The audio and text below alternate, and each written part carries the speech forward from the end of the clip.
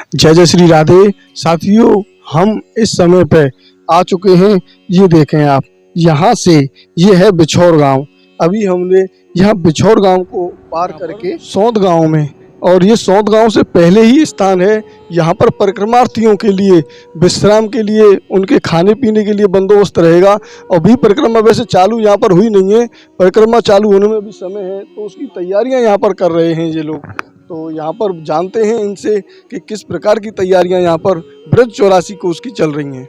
तो यहाँ पर कुछ श्रद्धालुओं की जो सेवा करेंगे वो व्यक्ति हमें मिल चुके हैं, जो कि सौंद गांव के हैं। और सौंद गांव ये है, काफ़ी बड़ा गांव है और ये हिंदुओं का ही गांव है। पीछे जो हमने आपको गांव दिखाए थे वो मुसलमानों के गांव थे, जिसमें काफ़ी ज़्यादा दुर्गति हो रही थी। तो आप जब भी यात्रा करने के लिए आएँ तो ऐसा समय निकाल के आएँ कि उन मुसलमानों के गाँव में आपको रात को न रुकना पड़े, क्योंकि वहाँ पर कुछ लोग हैं जो आपको बता भी नहीं पाएंगे, क्योंकि सबको पता भी नहीं है कि ब्रज 84 कोस की परिक्रमा यहाँ होके लगती है। तो जानते हैं इनसे इस गांव में कैसे कैसे ये व्यवस्था रखेंगे। देखो जी, राधे राधे, सीताराम, भगवान जी की कृपा से। जो मुसलमानों की बात की आपने, ये मतलब मुसलमान ये हमारे हैं, बिल्कुल बहुत सेवा करते हैं, श्रद्धालु हैं ये भी। ऐसी बात नहीं है कुछ भी जो ऐसा कुछ हो, मतलब ये 10-5 गांव की तो हम कह सके, बिछोर तक और नूनहरे तक, ये 2 गांव 3 गांव पड़ते हैं लास्ट, इनकी हम कह सकते हैं बहुत श्रद्धालु गांव है। और कोई ऐसी मतलब बहुत असुविधा को बना के रखते हैं, बहुत प्यार करते हैं श्रद्धालु से। जो भी 84 ब्रज कोस की परिक्रमा देने आते हैं, उनकी सब में सेवा में भाव में लीन रहते हैं ये भी। और बाकी बात हमारी है, हम त्यागी बाग के मंदिर से बोल रहे हैं। हाँ जी, ये हमारा गांव सौंद गांव है, बड़ी बस्ती। यहाँ पे ठहरने की व्यवस्था चारों बगल है। हमारा पहली बात तो लालदास बाबा का मंदिर है, बहुत बड़ा दे रहा है। और उससे भी पहले जो आते हैं ये हमारे बाबा त्यागी आते हैं, और भी सारे वे लगेंगे हमारे जो भी हैं। हाँ, विश्राम गृह और सारे गांव हमारे गांव से बगल में ये पल्ली पार है सूरजकुंड बाबा मंदिर। बाकी फिर है बंसियारी। यहाँ से यहाँ तक लौटने, खाने पीने, सारी नहाने धोने की व्यवस्था पूरी रहती है। हाँ, इतना ही कहना चाहूंगा, और भाई साहब से पूछ लो। यहाँ पर एक और व्यक्ति हैं, इनसे भी हम जानते हैं, जो ब्रजवासी गण हैं और ये जो श्रद्धालु 84 कोस की परिक्रमा के लिए आते हैं, तो किस प्रकार से उनका सम्मान करते हैं। राधे राधे जी भैया जी।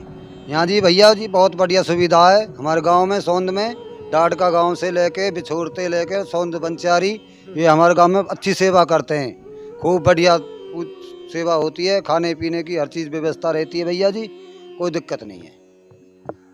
तो अब हम चलते हैं और सौंद गांव में होके परिक्रमा को आगे भी बाबा हैं, ये देख रहे हैं आप, ये इसी परिक्रमा में यहाँ पर रहते हैं। इनसे भी कुछ आपको भी अवगत कराते हैं महाराज जी के श्रीमुख से। राधे राधे महाराज। राधे राधे। महाराज जी बताएं, आप यहाँ पर किस प्रकार की व्यवस्था रहेगी। यहाँ पर सभी प्रकार के भोजन का बाल भोग है, पंगत है, ब्यारू है, साधनों के लिए पूरा इंतजाम है, यात्रा के लिए पूरी इंतजाम है। 18 तारीख से लेकर के 16 अगस्त तक विशाल भंडारा चलता है। कोई चीज की परेशानी नहीं है, सोने को, बैठने को, पानी को, लैट्रिन, सभी का व्यवस्था है। जब आप 84 कोस की परिक्रमा में आएंगे तो आपको किसी भी प्रकार की कोई दिक्कत नहीं होगी, क्योंकि यहाँ के जो लोग हैं उनका जो भाव है वो बहुत ही सुंदर है, जिसमें आप आके उनके घरों में भी रह सकते हैं। वो अपने घरों के दरवाजे खोल देते हैं, और आपको अगर किसी के पास खटिया नहीं होती है तो वो नीचे बिछाने का भी इंतजाम रखते हैं, जिससे कि श्रद्धालुओं को किसी भी प्रकार की कोई भी दिक्कत ना हो। राधे राधे। जय श्री राधे। मैं मनोज वैष्णव संपूर्ण ब्रज दर्शन चैनल में हार्दिक स्वागत करता हूं। जैसा कि आप सभी लोग जानते हैं, ये ब्रज मंडल हमारा श्री कृष्ण जी की लीलाओं से भरा हुआ है। तो आज हमारे जितने भी भक्तगण हैं और जितने भी यात्रीगण हैं जो इस ब्रज मंडल की परिक्रमा को कर रहे हैं, उनका इस भाग नंबर 12 में हार्दिक स्वागत और हार्दिक अभिनंदन है, तथा आप सभी भक्तों के चरणों में हमारा प्रणाम। राधे श्याम। आज के इस पावन पर्व पर हम आपको ये बताएंगे कि मथुरा में कैसे ब्रज 84 कोस का प्रकट हुआ। किस प्रकार से स्कंद पुराण में लिखा हुआ है कि मथुरा में ब्रज 84 कोस की स्थापना किसने की, तो कैसे प्रकट हुआ। स्कंद पुराण में लिखा है, सतयुग के अंत में मधु नाम का असुर पैदा हुआ और मधु नाम के दैत्य ने इंद्र के साथ युद्ध किया और सबको हरा दिया, तथा तीनों के साथ युद्ध किया और सबको हरा दिया और तीनों लोगों का राजा बन गया। तो यूं तो तीनों लोगों का मालिक था वो, पर उसे राजधानी स्थापित करनी थी। उसने मथुरा को चुना। उसने मथुरा को ही क्यों चुना? क्योंकि उसका नाम था मधु, इसलिए उसने अपने नाम पर इस मथुरा का नाम मधुपुरी रखा और देवताओं को कष्ट देने लगा।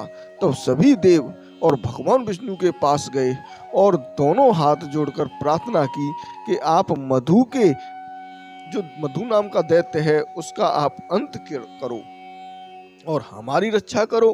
तब भगवान विष्णु मधुपुरी आए और मधु दैत्य इतना शक्तिशाली था कि भगवान विष्णु को 10 वर्ष लग गए। इतना लंबा युद्ध चला। 10 वर्ष के बाद जब उसका अंत हुआ तब सभी देवता एक साथ मिले और अधिक खुश हुए जब मधु दैत्य को मारना। और इस जगह का नाम माधव नाम से पुकारा। तब स्कंद पुराण में लिखा है कि दैत्यों को मारने के कारण भगवान को माधव नाम से संबोधित किया। विष्णु भगवान को जितने भी देवतागण थे उन्होंने माधव नाम से पुकारा। अब माधव आपने मधु को मारा इसलिए माधव पुकारा। तब सभी देवताओं ने मधुपुरी मधु दैत्य के नाम से थी, लेकिन अब माधव पुकारा इसीलिए माधव के नाम से मथुरा नाम पड़ा और सभी देवता मथुरा मंडल में आ गए। और देवताओं ने मथुरा मंडल में क्या किया? चतुर्दशी मतलब 84 तीर्थों की स्थापना की। ऐसा वर्णन स्कंद पुराण में है और इसलिए ये मथुरा का नाम देवताओं के द्वारा पड़ा और स्वयं देवता यहाँ पर रहते हैं, इसीलिए ये पवित्र स्थान रमणीय स्थान है। और श्रीमद् भागवत में लिखा है, सुखदेव गोस्वामी जी मथुरा की महिमा को गाने में थके नहीं हैं। उन्होंने बहुत सुंदर महिमा बताई है।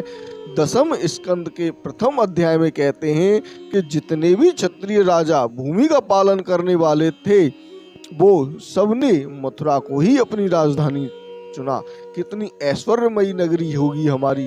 जब परीक्षित जी ने पूछा मथुरा की क्या महिमा है, तब सुखदेव जी बोलते हैं, मैं कितनी महिमा बताऊं, एक ही बात बताता हूं। जैसे कि हमारे समय की बात है कि अब तो 2000 का नोट वैसे बंद हो गया है। मान लीजिए आपके पास एक 2000 का नोट है। अब आपके पास 2000 रुपए का नोट हो गया, मतलब आपके पास ब्रज 84 कोस की पूरी परिक्रमा हो गई। अब उसी में आपका 500 का नोट आ गया, 200 का आ गया, 100 का आ गया, 50 का आ गया, 20 का आ गया, 10 का, 5 का, 1 का। मतलब अगर आपके पास 2000 का नोट है तो आपके पास सभी तीर्थ यहाँ पर आ गए। जब आपके पास सभी तीर्थ आ गए तो आपको किसी भी चीज़ की जरूरत नहीं पड़ेगी, क्योंकि आपके पास पूरा संपूर्ण यात्रा जब आपने इस ब्रज 84 मंडल की कर ली तो आपके पास भगवान नित्य नित्य यहाँ पर विराजते हैं। और इस नित्य रूप को आप देखने के लिए भगवान हरि मथुरा में रहने वाले सूरसेन राजा के बेटे वसुदेव और उसकी राज्य की एक कन्या, जिसको राजा देवक की कन्या देवकी का विवाह एक ही गांव में हुआ था। इतनी सुंदर महिमा है। मथुरा की बेटी मथुरा में ही होती थी। श्रीमद् भागवत में लिखा है, मथुरा की बेटी को मथुरा में ही ब्याह देना उचित है। अगर ये मथुरा से बाहर विवाह होता तो बहुत बुरा प्रतीत होता, बहुत दुखमय माने जाता था। इतनी सुंदर हमारे मथुरा की महिमा थी। आज हमारे ब्रज में कहते हैं, मथुरा की बेटी मथुरा की गाय, करम फूटे तो बाहर जाए। ये परंपरा तब से चली आ रही है। तो जब भगवान हरि यहाँ पर रहते हैं और उस समय पर राजा सूरसेन के जो बेटे थे वसुदेव, और वसुदेव थे श्री कृष्ण जी के पिता, तो उनकी जो शादी हुई थी वो देवक की बेटी से हुई थी। देवकी का विवाह एक ही गांव में हुआ था। तो इस प्रकार की महिमा है। और यहाँ पर जो देवकी का भाई था वो था कंस।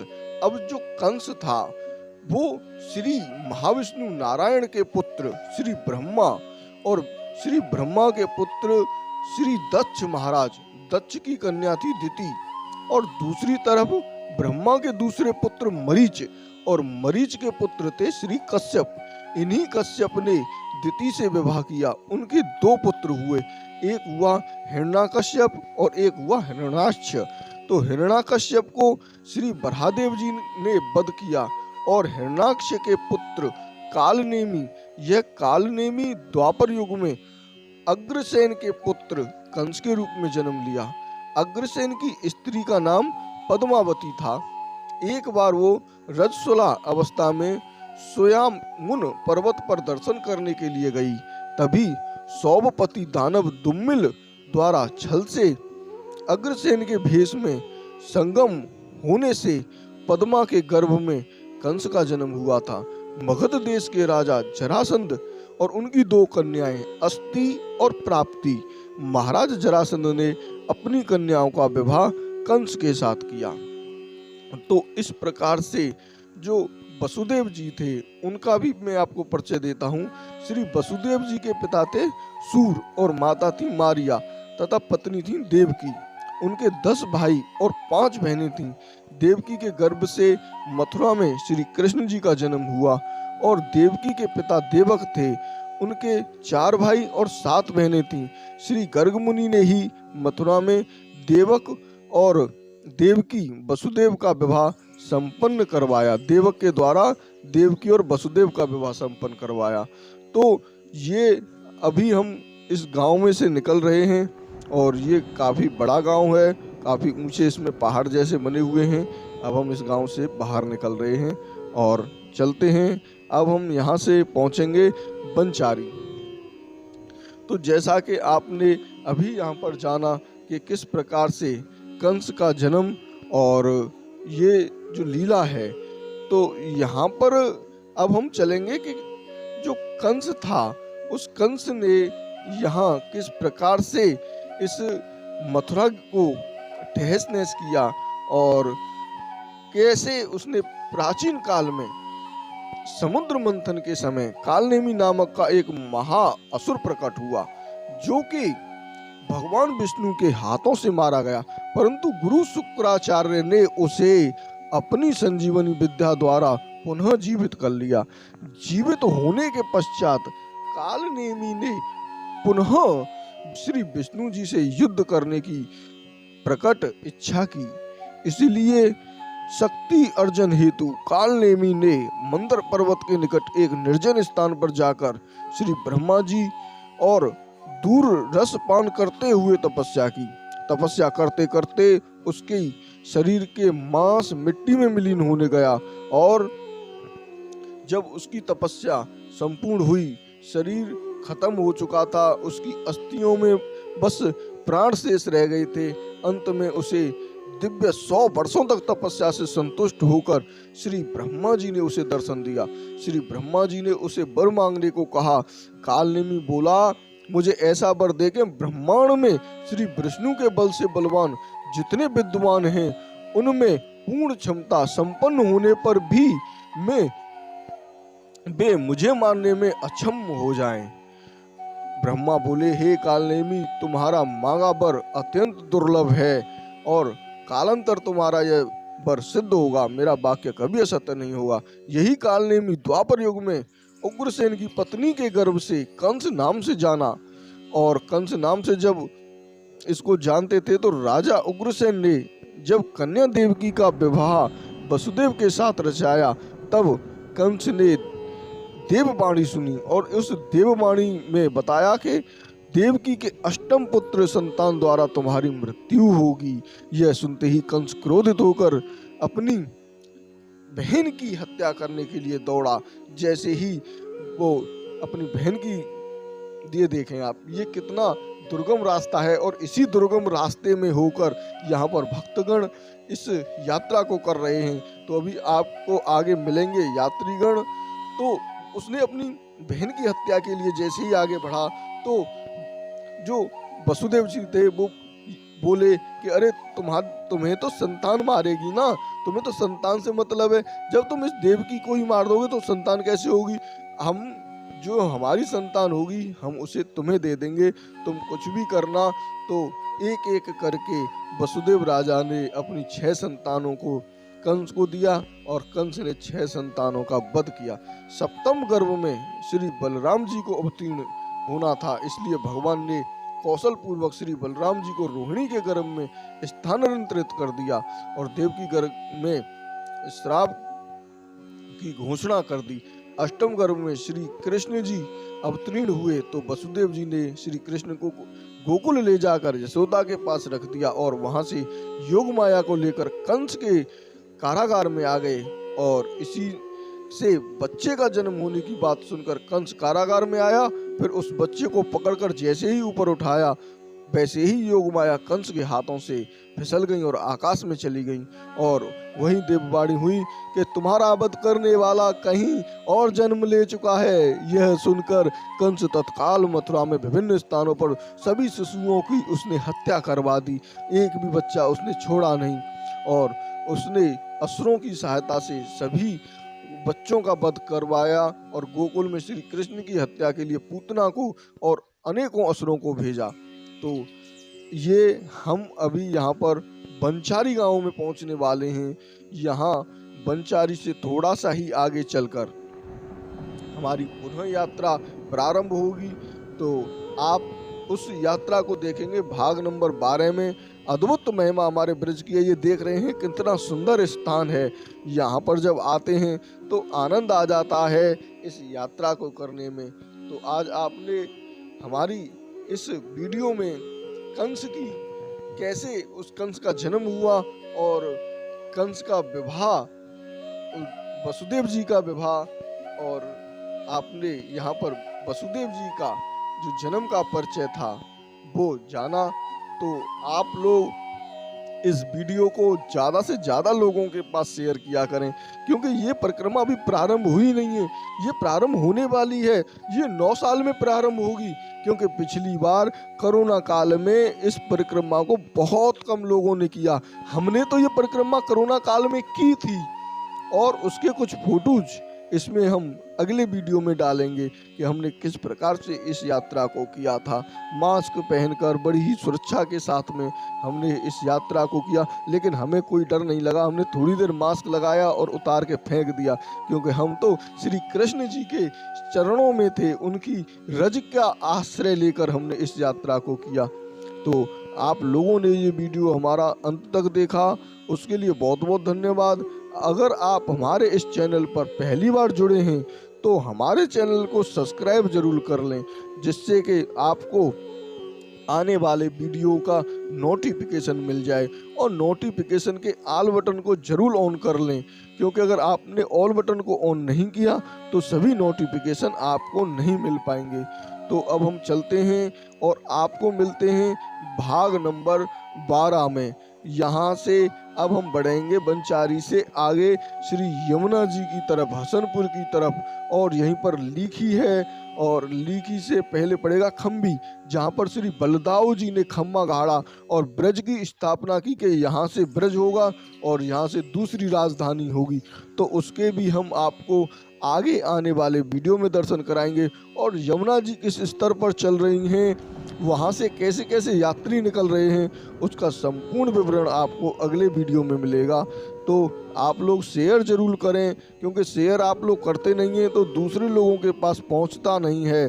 तो आप लोगों का भी ये पुण्य होगा, आप लोगों को भी कृपा प्राप्त होगी। ये पुण्य के कार्य में आप पीछे ना रहें, शेयर जरूर करें। तो अभी हम पहुंच चुके हैं, बंचारी गांव में प्रवेश कर रहे हैं। राधे राधे, बांके बिहारी लाल की जय। राधे श्याम।